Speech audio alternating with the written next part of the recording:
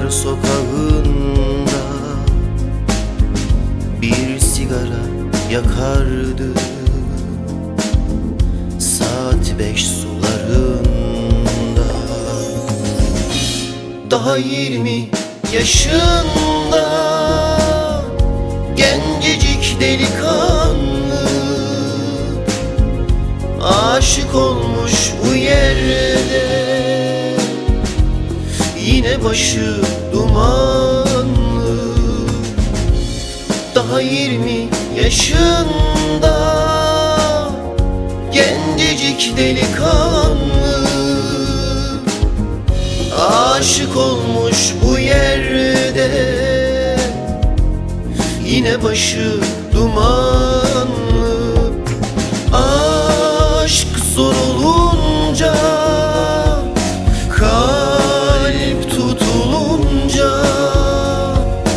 tut ellerinde, git onu bulunca.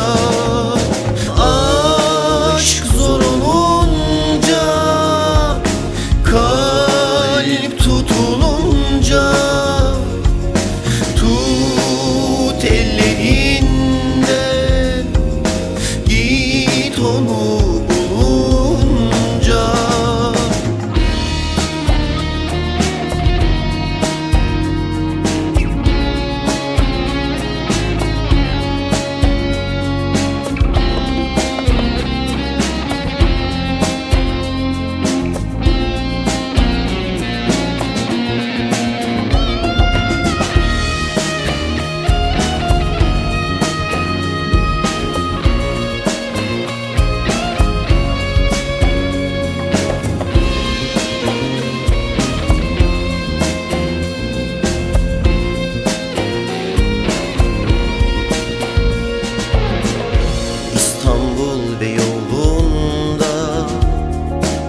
Aşıklar sokağında